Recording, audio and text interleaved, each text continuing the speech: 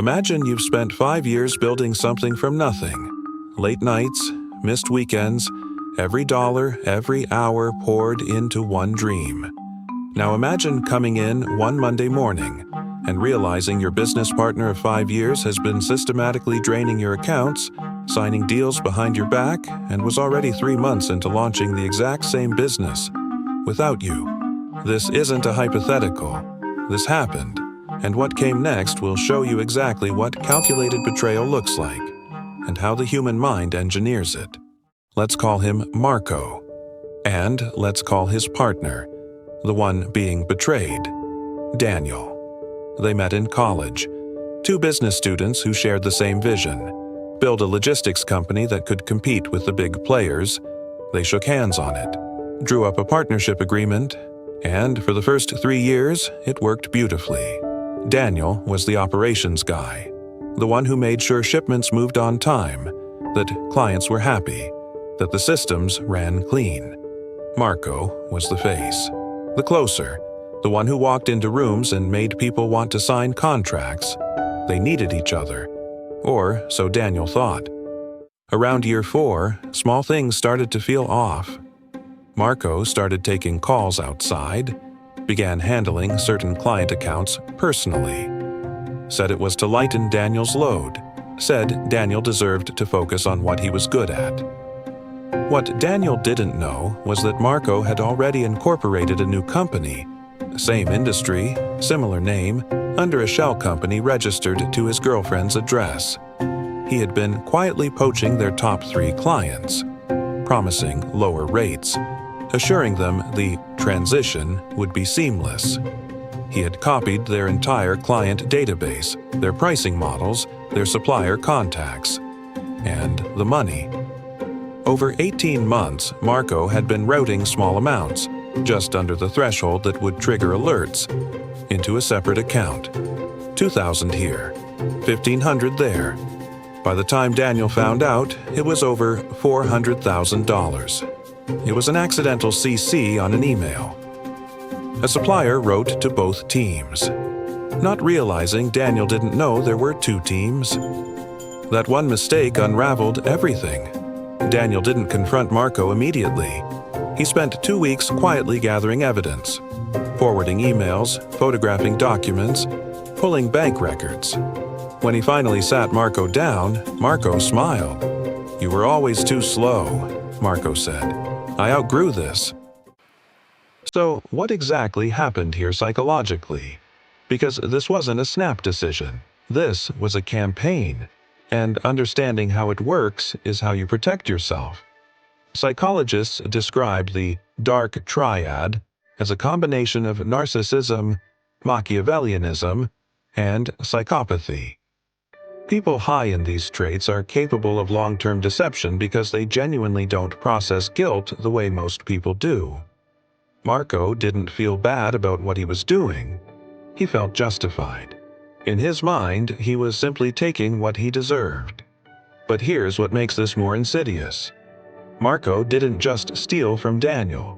He strategically managed Daniel's perception the entire time. Impression management. This is a psychological concept where someone consciously controls how others see them to serve a hidden agenda. Marco kept Daniel feeling appreciated, even praised, while systematically cutting him out. "You're the backbone of this operation," was not a compliment. It was a containment strategy. Keep Daniel focused inward. Keep him away from the clients. Keep him blind. There's also a pattern in how the betrayal was structured financially. The boiling frog effect. The amounts Marco was siphoning were never large enough to trigger alarm. This wasn't accidental, it was calibrated.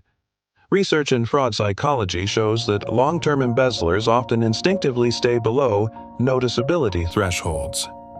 They know that one large missing amount gets investigated.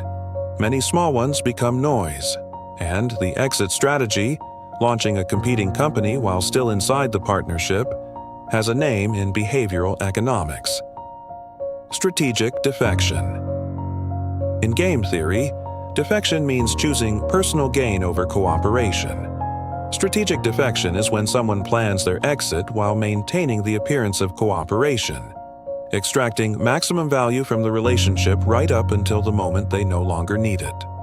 Marco wasn't just leaving. He was strip mining the partnership on his way out. Here's the part that most people don't talk about: the psychological aftermath on the person who was betrayed.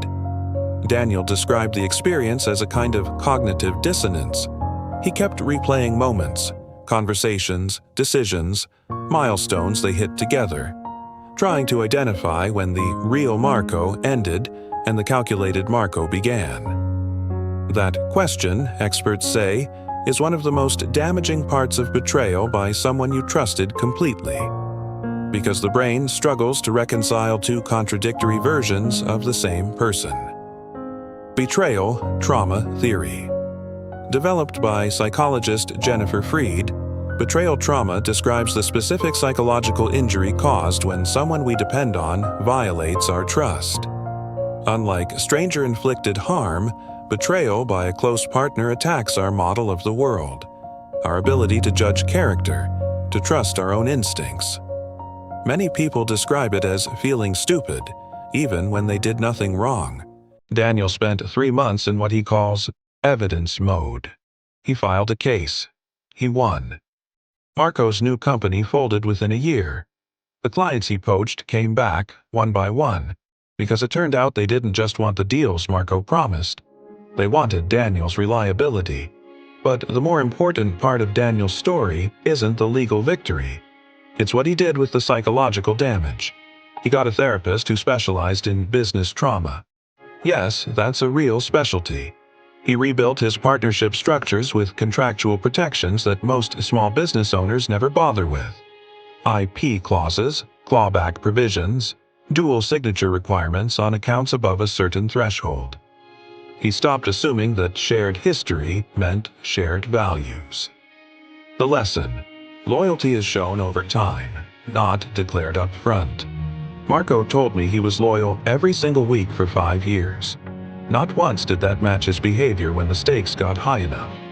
That's not cynicism. That's wisdom earned the hard way. If you're watching this and something in Daniel's story felt familiar, the slow isolation, the excessive praise that kept you in your lane, the partner who was too busy for certain conversations, pay attention to that feeling. The psychology of betrayal in business is rarely explosive. It's quiet, it's patient, and it relies almost entirely on your willingness to give someone the benefit of the doubt. That's not a flaw. That's what trust looks like. But trust without structures is just hope. In the next video, we're going to go deeper into the warning signs, the specific behavioral patterns that show up in business partnerships before the betrayal becomes visible. Because most of the time, the signals are there. We just don't have the language for them yet. If this hit close to home, subscribe. Share it with someone who needs to hear it. And if you've lived through something like this, drop it in the comments. Your story might be the warning someone else needs.